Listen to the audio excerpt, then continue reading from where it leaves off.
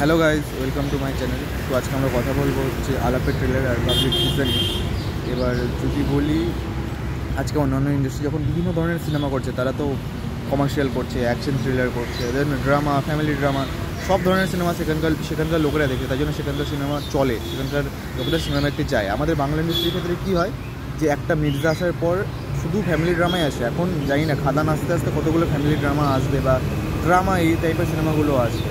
মানে সত্যি বলতে গেলে খিস্তি মারা উচিত দেশের ইন্ডাস্ট্রিকে, বালের ইন্ডাস্ট্রি। যতই লোকে বলুক যে কমার্শিয়াল সিনেমা দরকার, এরা ঘুরে ফিরে সেই ড্রামাই আনবে, ফ্যামিলি ড্রামাই আনবে। তো এবার যদি বলি এই ইন্ডাস্ট্রি কিচ্ছু হবে না, বিশ্বাস করে এই ইন্ডাস্ট্রি কিচ্ছু হবে না। খাদান আসলেও কিচ্ছু হবে না, বুমেরাং আসলেও কিচ্ছু হবে না, কারণ 3-4টে লোকেরই এসব নিয়ে চেষ্টা আছে। তারপরে দেবো যে খাদান করার পর কী সিনেমা করবে সেটা ভগবান জানে। এবার যাই হোক, যদি আলাপের ট্রেলার নিয়ে কথা বলি, তাহলে ট্রেলারটা খুবই একটা বোরিং ট্রেলার, ঠিক আছে, আমার তো খুবই বোরিং লেগেছে। এবার যদি ছোট্ট করে স্টোরিটা বলি, আবির চ্যাটার্জি রাত্রেবেলা অফিস, মিমি চক্রবর্তী দুপুরবেলা অফিস, দুজনে একটা ফ্ল্যাট শেয়ার করে। এবার কথাবার্তা হয় ধীরে ধীরে, ওই কাগজে লিখে কথাবার্তা হয়। ফোনের যুগে একটা নাম্বার যদি কাগজের মধ্যে লিখে ফ্রিজের মধ্যে সাটিয়ে দিয়ে চলে যায়, তাহলে রাত্রেবেলার নাম্বারটা তাহলে রাত্রের লোকটা নাম্বার পেয়ে গেলো, ফোন করে নিল। তারপরে সিনেমাটাকে টেনে এত দূর নিয়ে যাওয়ার, সেটার তো কোনো মানে হয় না।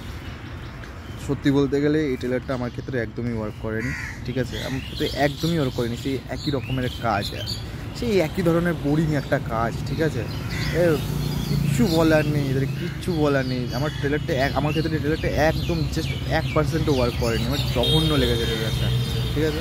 এবার যদি বলি পাবলিক টিজার নিয়ে, বুদ্ধদেব গুহর ছবি, ঠিক আছে, রাজ চক্রবর্তী প্রোডাকশনে আসছে। ট্রেলারটা দেখে খুব ভালো লাগছে, আমি জানি না কেন এটা কোন ধরনের কাজ, আমি ঠিক অতটা বলতে পারি, কারণ আমি সিনেমা দেখি ভালোবাসি, বাট আমার অতটা রিসার্চ নেই। তো আমি জাস্ট ট্রেলার দেখি, আমার ভালো লাগলে আমি বলি যে আমার ট্রেলার ভালো লাগছে, ট্রেলার ভালো লাগলে আমি বলে দিই ট্রেলার খারাপ লাগছে। বাট পাবলিক টিজারের মধ্যে না একটা আলাদা ব্যাপার আছে, ওই শুভশ্রী গাঙ্গুলির অ্যাক্টিং বলো, এখানে আবার আবির চ্যাটার্জিকে দেখতে খুব ভালো লাগছে, মানে তার পারফরমেন্স ভালো দেয়, বাট আলাপে সেটা আমার পোষায়নি, কিন্তু সেটা পাবলিকের ক্ষেত্রে আমার ক্ষেত্রে আবার ওয়ার্ক করেছে। এবার দেখতে হবে সিনেমাটা কেমন হয়, ট্রেলারটা কেমন হয়। এবার waiting for the trailer. Raj Chakraborty cinema কিছু ভালো তো কিছু থাকবে, সে এতটা খারাপ কাজ করে না আশা করছি, সে ড্রামা করলে পারো, এটা মনে হয় ড্রামা জোনেরই সিনেমা। এবার দেখা যাক সিনেমাটা কেমন হয় বা ট্রেলারটা কেমন হয়। চলো টাটা, এই ছিল আমার।